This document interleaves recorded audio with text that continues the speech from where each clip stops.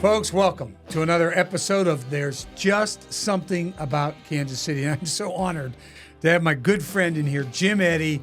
Of course, if you hear that last name, the first thing you think about is food with my good friend, Jim Eddy. And Jim, so wonderful to have you, and thanks for spending some time with us today. It's our pleasure.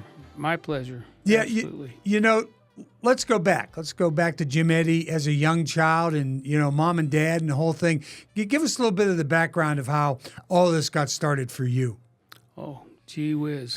Don't know where to start. As far as the food business goes, I always wanted to be with the family. And growing up, Dad and his two brothers were partners, and they started out on the plaza with J.C. Nichols, and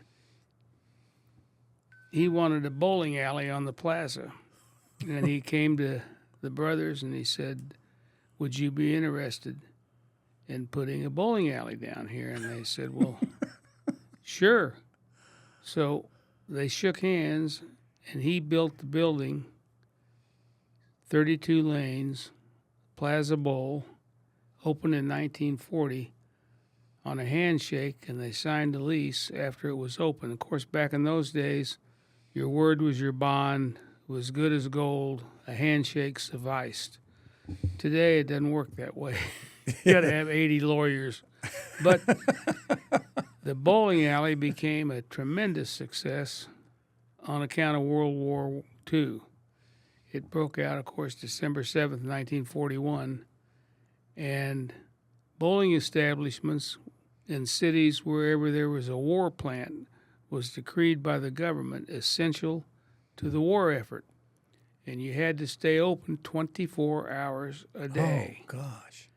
And so we had several war plants here in Kansas City. The General Motors plant was taken over, and I think the Ford plant.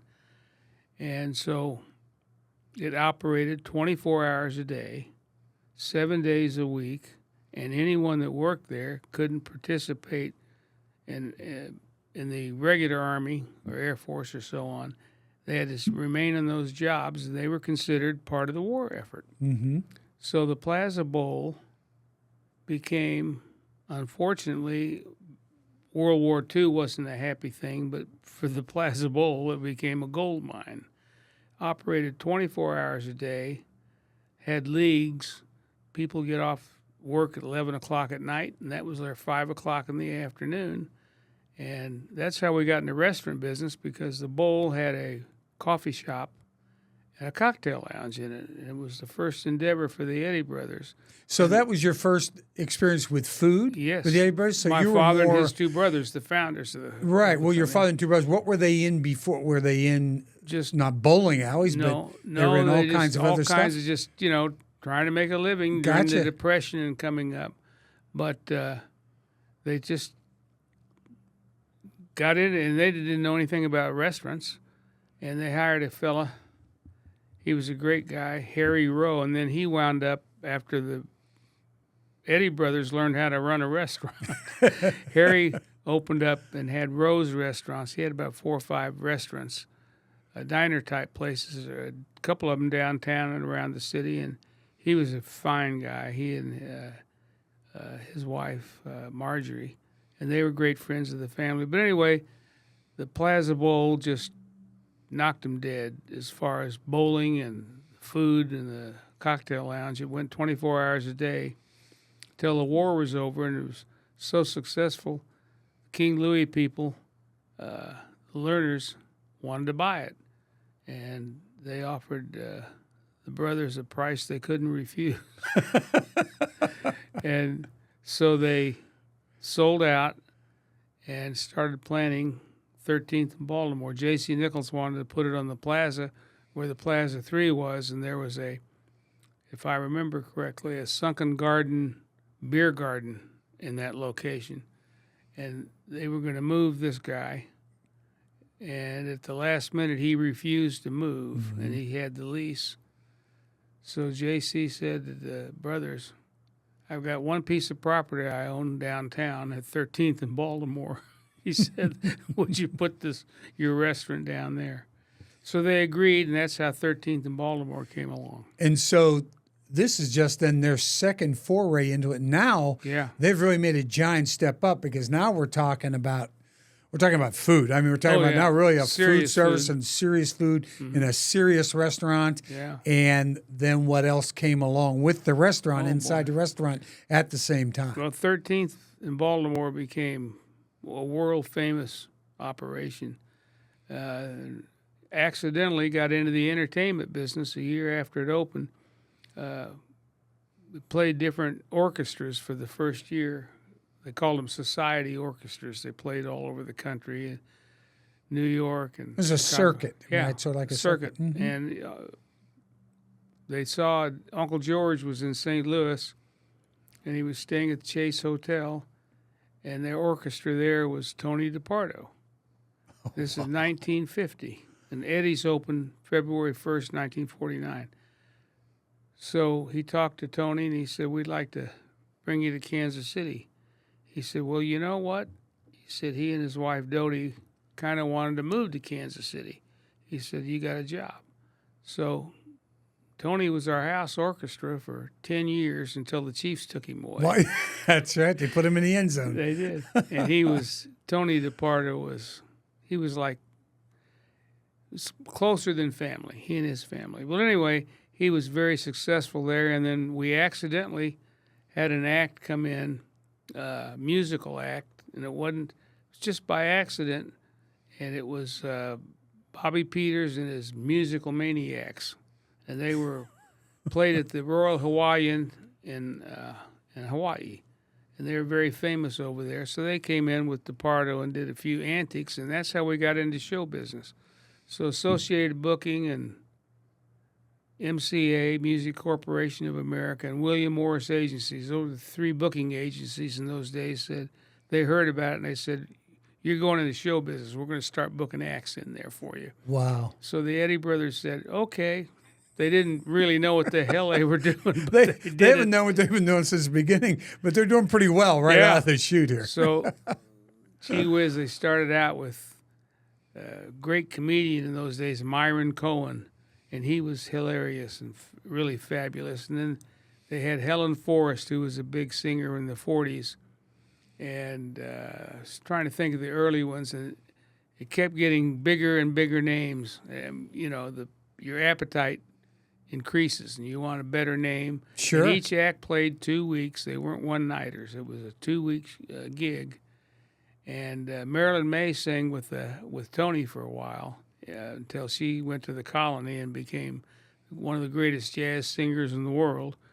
And still is, still works. Still is, and still going at God bless her. 90-something. Yep. God bless her. Still kicking, as she says. Yeah, she sure is. She's great. Well, anyway, we started getting into big names, and the rest is history. The place was there and just fabulous until the middle 60s. And downtown went to sleep. Mm-hmm. I mean, and the shopping centers opened, and television became a big thing, and entertainers could make more money in 3 minutes on Ed Sullivan on Sunday night than they could in the Copacabana in New York or the Eddy's in Kansas City. So you couldn't get acts anymore. They didn't want to travel. Right, and Las Vegas started to kick off. Vegas came. That's right. Vegas was the other. They could pay an act we were paying $5,000 a week to. Vegas is paying $20,000. Sure. Where are you going to go? You're going to go to Vegas, or you're going to be on TV? The supper clubs all over America were gone. Yeah, that's when they died. Closed out. Now, totally. before we talk about moving on and then, rearranging your thinking about how are we going to continue in this business, because we like being in the restaurant business. Maybe this is done, but your father and your uncle seem to be very progressive thinkers and future thinkers of what is next. But before we go to what is next, you had the four lads. Oh, four lads. You had Stiller and Mira, and I think there's a great story about Ann Mira when she appeared at Eddy's at 13th in Baltimore. Tell that story a little bit and what happened in the aftermath. Do you remember when she was pregnant? Yes, she was pregnant with Ben. Ben Stiller. She was, I think, right after she left, she had little Ben. Little Ben. But they were marvelous. Oh, my gosh. they were tremendous. They were so inventive, and their comedy was brilliant. And the election was going on, 1960 elections, and they had all kinds of special material about Nixon and Kennedy and all the, all that kind of. It was just unbelievable the way that act. And I think Jerry just passed away, I think so. Yeah, not too long ago. He was a sweet guy, nicest guy in the world. Yeah, we played Nelson Eddy, for instance, no relation. He just blew the place away. Yeah. You couldn't get in the restaurant. You have another great story about Barbra Streisand. Oh, Barbara. Heavens to Betsy, Barbra Streisand. Well, when she was just starting, she was with, let me think real quick which one of them. I think it was MCA.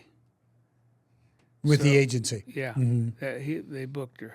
And they called up, and the thing was, if you made it in Kansas City, you could make it anywhere. It was Kansas City was a tough market for entertainment, very conservative. Well, anyway, they said to Uncle George, we got this gal, and she sings like a Boyd. He was from Chicago, and every bird was Boyd. He says, she sings like a Boyd. We're going to make a big star out of her, and we'll give her to you now for $500 a week. And next year with options for $750 a week, and the third year for $1250 a week for 2 weeks. And she'll probably pay you $500,000 to get out of the third year of options.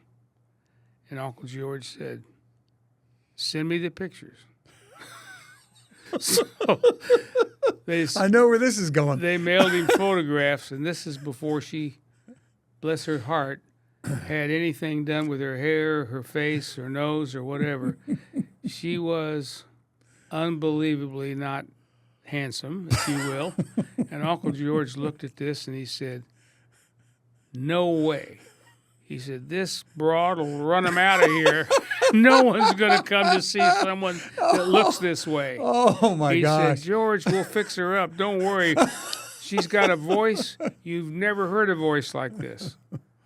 And that was the one big strikeout he made. Uncle George hit many home runs, but with booking, but this one he struck out completely because she became the biggest star in the world. Yeah. And they got her looking good. They got her hair fixed and her makeup, and when she finally got a pretty good name, she looked pretty good. Yeah, right. In that third year or even second year, she would have probably bought it out for $1 million, let alone $500,000 back in those days. That was a lot of money. Yeah, another great story was Janice Page. We had her booked, and she won the lead for Pajama Game. Right. She was a Broadway actress. Yes. Mm-hmm. And her agent called up and said, if you would release her so she can do Pajama Game, whenever it breaks on Broadway, she will play your place first. Wow. And it'll be a big deal because she'll be a bigger star. And so we agreed, and sure enough, about 3.5, 4 years later, it was one of the, at that time, longest running show on Broadway, biggest hit that ever hit Broadway. Janice Page comes in and does 3 weeks, a 3-week gig, and she brings in 4 more musicians and 6 dancers. And she's doing breaking in her act that she's taken to Vegas, and we were paying her like nothing. And she went to Vegas at $25,000 a week, and Variety magazine had headlines that told all that. 2-inch headlines. Janice Page goes to Eddy's, KC Mo to lose money and going to the Sands or wherever it was for $25,000 a week. Well, she broke her act in. We had to take the baby grand off the stage and put a spinet up there to make room for all everybody. The musicians. And she put on a show that was unbelievable. Never forget, and every night I'd have to walk her up to the hotel.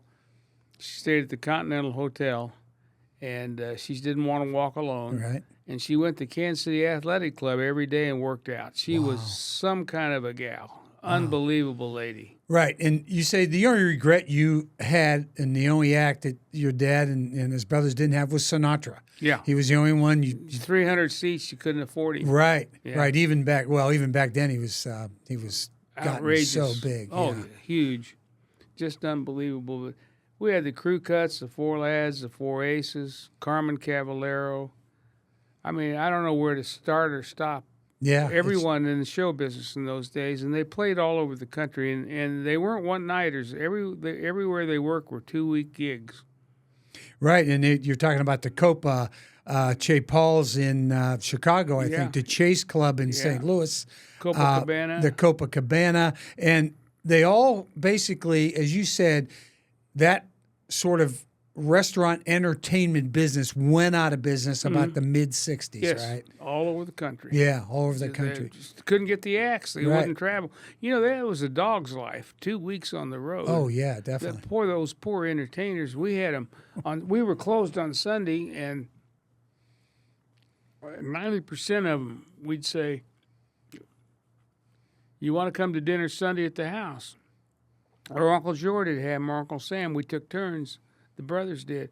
And heck, over the years, we've had so many great entertainers on Sunday just having dinner with us. Right, and not even think twice about it. No. It was just a natural phenomenon to have in your dining room. And they'd play the piano in the house and sing, you know, pay back a little entertainment for the dinner, I guess. But gosh, they were magical days, magical. Okay, so at that point, the dinner theater type thing is done, at least for a period of time. So what did your dad and the brothers morph into? And then when did you start to get involved in everything? Well, I luckily, all through high school, I worked down at the place. And that's when I just said, I'm not going anywhere. I'm going to be in this business with the family. I didn't want to do anything. I didn't even want to go to school, college.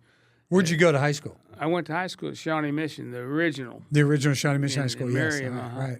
But anyway, I went there, and then I graduated from Missouri University in 1959. And I got out on time. Boy, I wanted to get out on time. I didn't want to spend any more time in school. And but when the closed down 13th in Baltimore and tried to run it. We had a couple more years on the lease, and we tried 2 or 3 different things in there. And downtown was so dead, we just paid the rent until the lease was up. Right. And so the brothers took their sons, each of the 3 brothers. Uncle Sam's kids were too young, but Uncle George's had the oldest sons, and then Dad.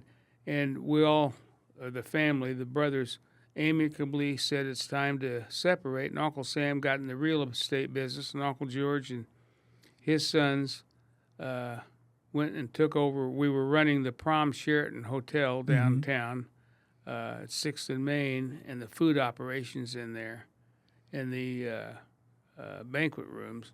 So they took that, and Dad and Ned and I, my brother, started the Loafensteins, the delis, and did that for, 15 or 18 years, and got into the catering business. The Loafensteins just kind of morphed into it because it was deli and it got catering and carry out. Right. It morphed into, we got in the catering business. Right, but the delicatessens were huge back then, right? Yeah. Oh, they were wonderful. Right, I'll tell you and what. we've sort of lost those as well. I mean, some have come back under different names. There was a New York deli for a while, and there were some of the other delis that they're slipping my mind. But even the delicatessen, just as a delicatessen, has sort of disappeared because a lot of it now is in grocery stores, where you can go back and get a sandwich made back at the deli counter Which is of great. a grocery store. I love it. I do it at Sprouts all the time. Yeah, there you go. Yeah. There you are. Yeah, but in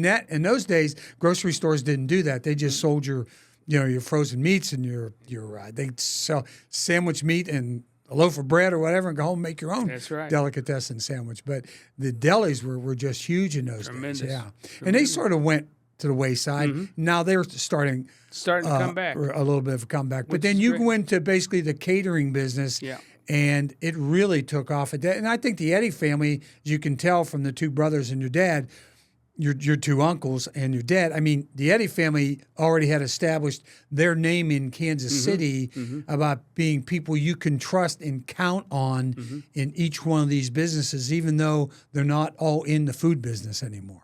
Well, the catering just morphed into it. It was unbelievable the way it happened. And in 1981, when interest rates were 21% and everybody was going broke, and we were in all the shopping centers, Frank Morgan and Sherman Drysis, and two of the greatest developers in this man's town. There wouldn't be a College Boulevard if it wasn't for those guys. They were tremendous. And we were in all their shopping centers, and the shopping centers were dead. D-E-A-D, dead. Everyone was going bankrupt. Right. And Sherman came up to us on a Friday, and he said, I got some news. You may like it, you may not. He said, you've stayed open when everyone else went broke and you paid your rent. He said, there's a guy that wants to buy you out, all of your Loeffensteins. Really? He said, you're not going to get anything for him. But I will, and Frank will release you from your long-term leases, and you can walk away with nothing if you want out, because I know it's very hard on you to stay here, and I've made a deal with him if you accept this. What year deal. was this? This is 81. Okay. So we said, well, we're going to think about it. Yes! And God closed one door and opened another on the same day. Frank, this is unbelievable. Divine intervention, providence, or what? Jack Stedman called that afternoon. He was the president and general manager of the Kansas City Chiefs. Yes, and he and said, Hunt Midwest. Yes, he said, we have been operating the Arrowhead Club and all the suites for 10 years. Thought we could do it. And Jimmy Schaff was doing it. Who was the GM. Yeah. And he said, we have lost so much money trying to be food operators. Would you guys consider talking to us? Let me think about it. Yes! This is the same day that you walk away with nothing, and all of a sudden you walk right into something. Can you? This is unheard of. Well, anyway, we had a meeting on Monday in Lamar's suite at his dining room table. And you thought you were in heaven. That's the owner's suite there at Arrowhead. Anyway, we made a deal, signed a lease, and we were there for 14 years, and it was just fantastic. And for Ned and Senior, Ned Jr., and Jim Eddy, that catapulted the three of us into the real heavy catering. Yeah, right. Because preparing the 81 suites and the press club and Lamar's for a game we perfected a system. You had to have your order in for what you wanted on game day by Wednesday. So we knew what we had to have in the kitchen, the provisions, how many tenderloins or how many of this, how many lobsters.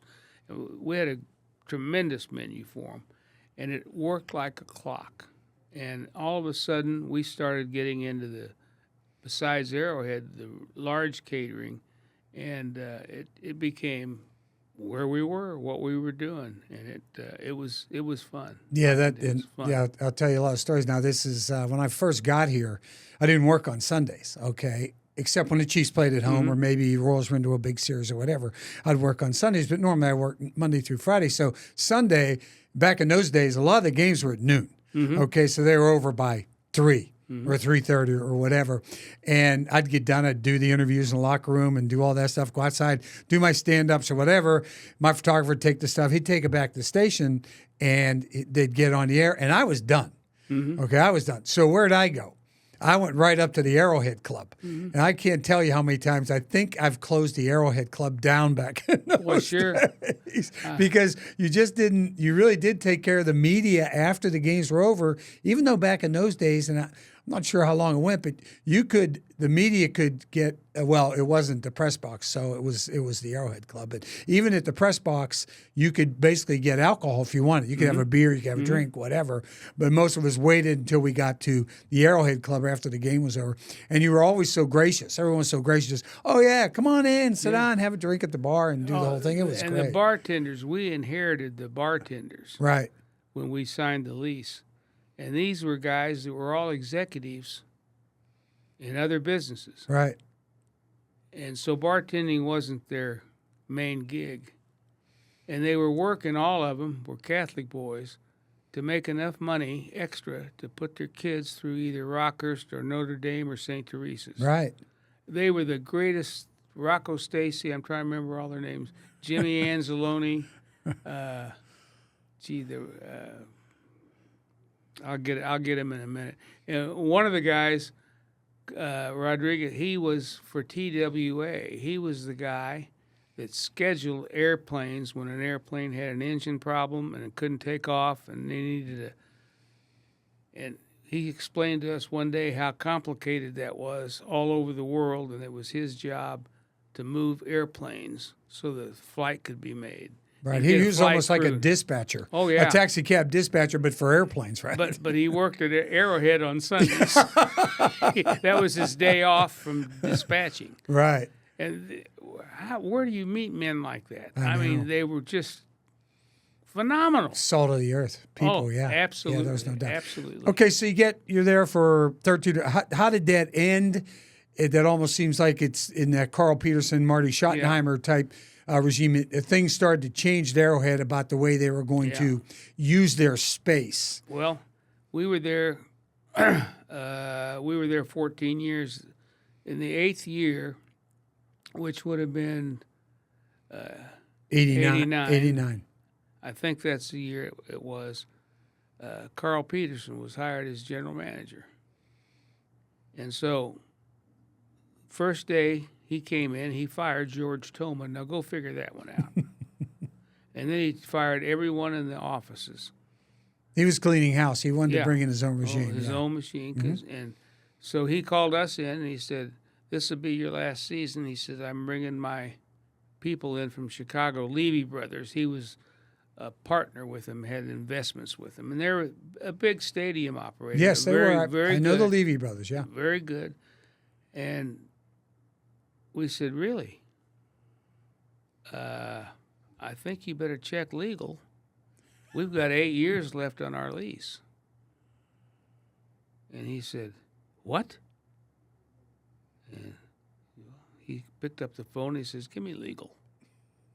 He said, "How much longer do the Eddies have on their lease? Or do they have a lease?" About 3 minutes later, legal said yes.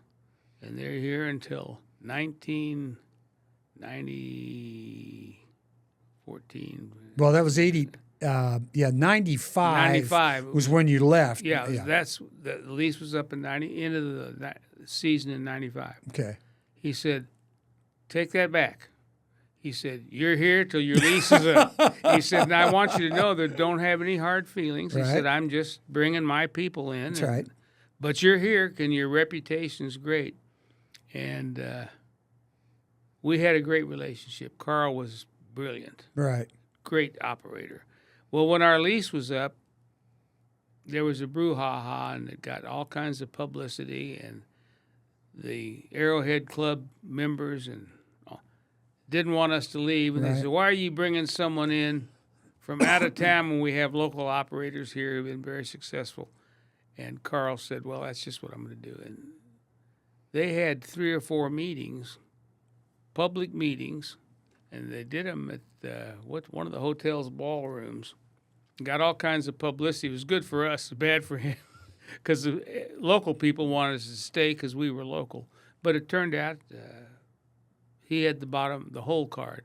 And we still remained friends. We did all of his personal catering, and I think when he got married. I think you did his wedding. Yeah, we did his wedding. So he was. I saw you there, as a matter of fact. Yeah, Carl was a great guy, and I'll tell you what, he made the Chiefs.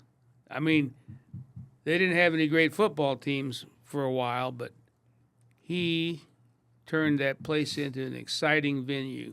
All of the stuff they did in the stadium was phenomenal. Yeah, and outside the stadium too. And that was Tim Conley a little bit. Yeah. You remember Tim Yeah. Conley, Oh, yeah. right? He was the one really that brought in the tailgating. He was the one that said, let's put corporate tents outside and let's have a band at one of the tents and let's give all the corporations they want and we'll put them on the outskirts grass there on driveway beyond the last driveway out there. We're going to put all the tents out there and let these people come in, bring all their customers, and let them, which is amazing when you think about it, eat food outside of the stadium concessions where really the Chiefs weren't going to make any money off of that. They were going to make money from renting the space or the tent, but they weren't going to really make any money from the concessions inside because everybody was tailgating outside, and that concept was unique. Yes. I think they started the real tailgating all over the country when people would see the other teams. I mean, it was unbelievable. I mean, you could smell barbecue. You could be landing a plane at KCI. If you flew over Arrowhead, if the wind was right, you could smell the barbecue in the airplane. You pick it as up, you were landing. Yeah, I absolutely. believe it. Yeah, and boy, I'll tell you, some of those days back then, there wouldn't be 10,000 people in the stadium. We'd have more those people days. in the suites than they'd have in the stadium because if you owned a suite, you were going to come and entertain in it no matter what. Right. And you were inside when it was 10 degrees below zero. I remember Ned and who was it? It's your brother. Yeah, Bob Springer. Yeah, he was the PR director. Yeah. Mm-hmm. During the third quarter, they'd meet over there, and Stedman would come down, and he'd say, "All right, we're going to announce the attendance." If there were 10,000 people in the stadium, there might have been 10,000 or 15,000 no-shows. Oh, absolutely. And they'd put the no-shows with the actual attendance and announce it because it was so bad in those days. We'd be sitting in the press box. I remember, I think it was the day Jack Rudney retired. Yeah. Ex-great center, and he's in the Hall of Fame, Chiefs Hall of Honor, and the Ring of Fame there at Arrowhead. He was retiring, and they had a ceremony for him. It had rained the night before, and I think it was 4 degrees below zero outside, and all the seats in the stadium froze in the upright position. So even if you had a ticket to come and sit, you couldn't break them down. You needed an axe and a chisel to get the chair down. So there was absolutely no one in the stadium. I'll tell you another funny story about the stadium. There was no insulation in the glass on the suites. And on those days, they'd ice up. And you couldn't see through the glass. But the funny thing was, we used the Arrowhead Club all year long for sales meetings and all kinds of stuff. And it seated 350 people. Right. So you'd have maybe a seminar, a sales meeting for IBM or all the big companies. You'd have big charity events there. You had yeah. the Chiefs Fashion Show was in there. You had big Chiefs auctions in there and all kinds of stuff. In the daytime, when it was 10 degrees outside and the big sales meetings going on, people would sit there, and after they're sitting there for 2 or 3 hours, their feet are freezing. They don't know why it's freezing. Well, there was no insulation in the floors or anything, and all that cold air has got the concrete like ice.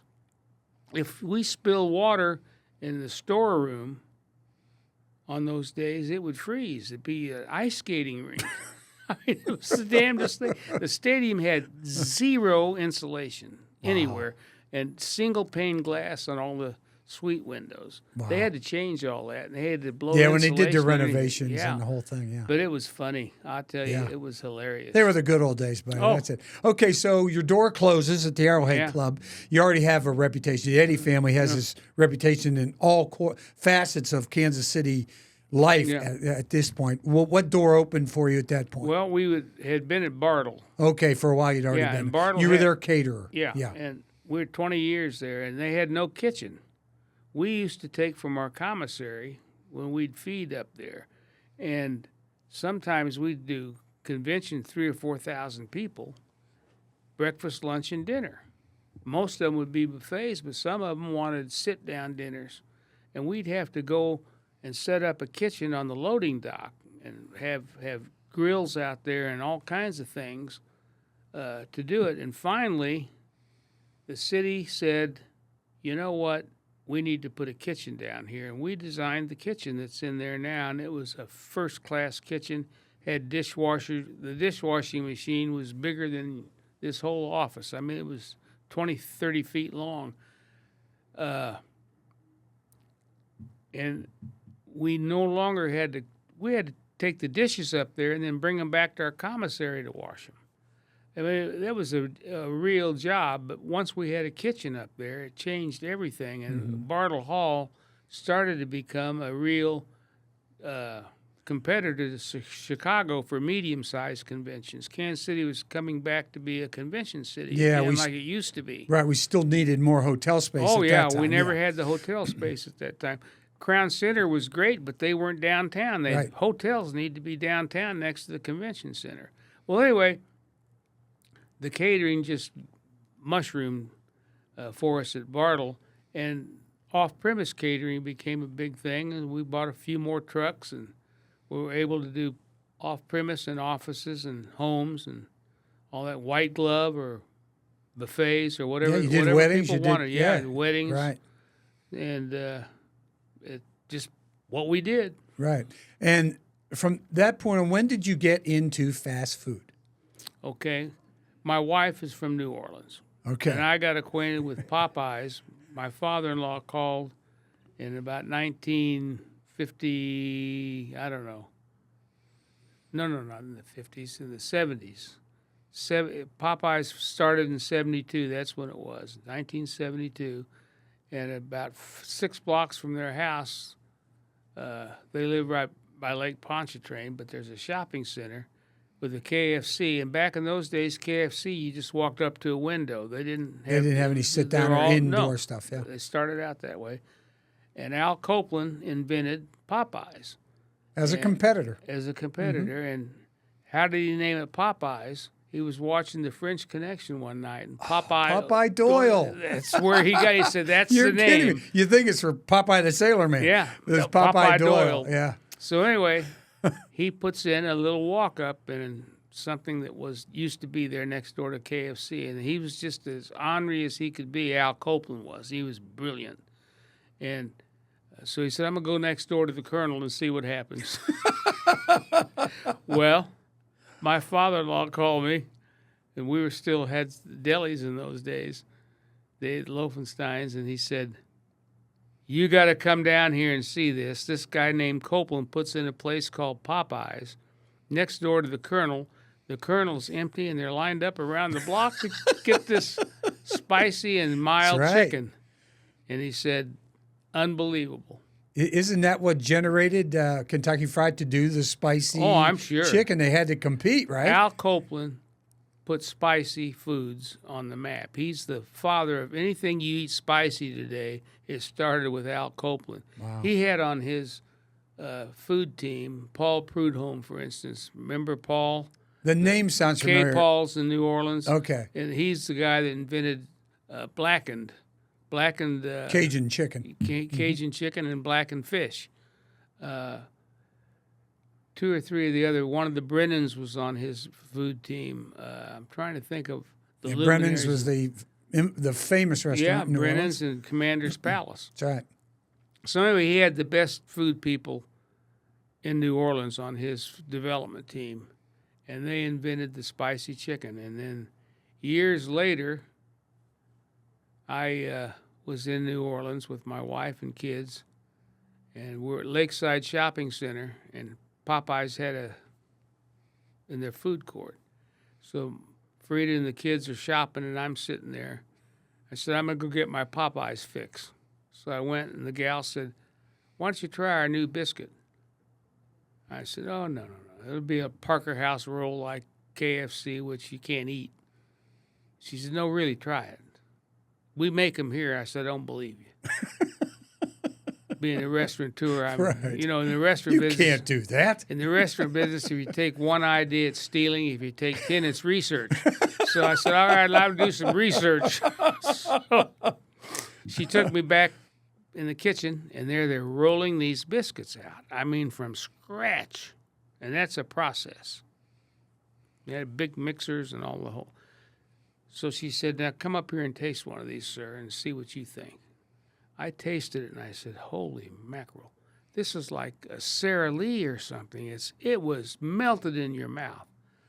So I came back to Kansas City, and I told my father and my brother, and I said, we're going to have to look into this. Their chicken and everything, it's unbelievable. So another year passes by, and we keep thinking about it. And we finally decide I'm going to go down there and meet with Bill Copeland. Right. Had they been franchising at that point? Yes. Popeyes had been. But they hadn't anything here, right? No, Correct? they had Nothing about 200 franchises in the South. Gotcha. So anyway, I go and meet with him, and he said, Kansas City is available. And we got real friendly, and he had already done a research check, and he said, your family's been in the food business, so you guys will approve you right now because we know that you'll be fine because you're restaurateurs. And so he gives us the green light. So Monday morning, we go meet with our banker, John Sullivan, Roland Park Bank. What a great guy. So we're sitting there. We tell him we want to try something new and to buy the whole territory, the 5-county territory.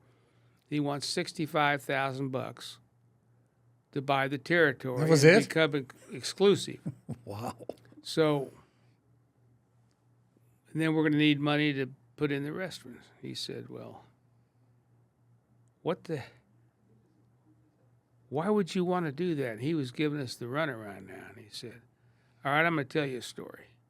He said, my buddy Bernie Reiser, who had the, can't think of the name, in Kansas City, Kansas, the big bank over there, right on Minnesota Avenue.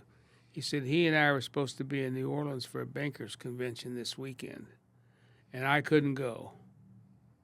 Bernie went, and we were going to have dinner, our families, on Sunday at my house, and John lived in that house. He's still on the Southwest Traffic Way. He would never move. He lived. Wow. He grew up in that house. It's right there at 31st in the Traffic Way. Anyway, so Bernie calls me up, and he says, I'll be at 5 o'clock, and he and his wife will be at your house by probably 6 o'clock because it was still going to the municipal airport. It went out at KCI. So he said, don't fix dinner. He said, I'm going to surprise you. So he shows up, he and his wife, about 6 o'clock, and he's got all these big sacks. And he said, what's the dinner? So he pulls out all this stuff, and we eat it, and it's the best food I've ever had in my life, and it's 10 hours old by now. We reheat it. And he said, how much money do you want? It was Popeye's chicken and biscuits. I said, you got to be kidding. He said, write your ticket. That's the best stuff I've ever eaten in my life. That's a true awesome story. I believe you. Unbelievable, John Sullivan. He said, write your ticket. Just incredible. And that's how we got in the chicken The business. rest is history Yeah. from that point. I mean, how lucky can you be? Yeah, absolutely. So what's Jim Eddy doing now? He's retired. 58 years in the business. He has Popeye's chicken in the freezer, and he is retired. Yeah, you bet.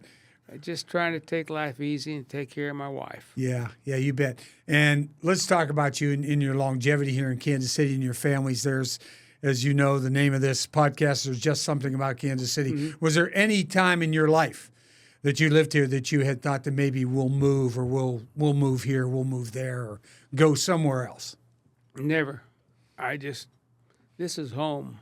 Born and raised, 4 seasons. I love the 4 seasons. You get tired of this humidity. It'll be fall. It'll be glorious, wonderful. Then we'll get snow, and then we'll get the spring. You can't help but love it. The city's beautiful, and things are looking so good now. I think this new airport of ours is going to catapult us into a hub again, and people are going to be in and out of here. There's just things happening here that are exciting. We're alive again. And we've got the Royals, we've got the Chiefs, we've got a Sporting KC. Sporting KC, which I don't go to that often, Right. but I need to get more We got the involved KC with them. Current. We got the women's Current, team as yeah. well. Yeah. Oh, I mean, and then you got Worlds of Fun. It's a major attraction. There's so much going on here, and what's wrong with Kansas City? Look at the people it's produced. Just think about it. All of the president from Independence, Truman, Tom Watson, one of the greatest golfers. Let me think. George Brett, Lenny Dawson. Now we got football. We got Mahomes. We got a baseball team that's booming all of a sudden. I mean, what's not to like? Yeah. It's Kansas City I would never leave. Right. And being a restaurateur with you, I know the bottom line for you is people. Oh, You've yeah. always been a people person. Mm-hmm. I think that is the basis and the foundation for everything here in Kansas City. Just some of those people you mentioned, plus just Kansas Cityans, period. Look at, for heaven's sakes, Ewing Kaufman. Mm-hmm. What a guy. My heavens. One of the greatest men ever in the history of this town. I mean, we tried to pattern everything after him. I mean, he was just an icon. Yeah, he was an And innovator. the blocks, H&R Block, those guys. Who am I leaving out? I Yeah, mean, the Kempers. The Kempers. Yeah. There's all kinds of base families here in Kansas City that just made this city what it is. And it is the people. And look at the Hellsbergs. Yes. My heavens. Absolutely what they're doing. Gee whiz. It's just, we could go on and on Oh, about those. And a lot of those people and their families or their family history will be on this podcast. And that's the tremendous. reason that we really have kicked this off. Of course, Sarah was the basis for all this, and you know and love her. My great wife. She is absolutely. It was her idea. She dragged me kicking and screaming in here, but well, since that time, it's been great. You're an icon and institution here in the sports world. Some people tell me I should be institutionalized, but I'm just going to leave it there. Jim, I can't thank you enough for coming in, sharing your stories about Kansas City and all the great stories you have. I love it. Thank you for having me. You very are much. a wonder. Thank you very much. Okay, buddy. And remember, folks, there's just something about Kansas City.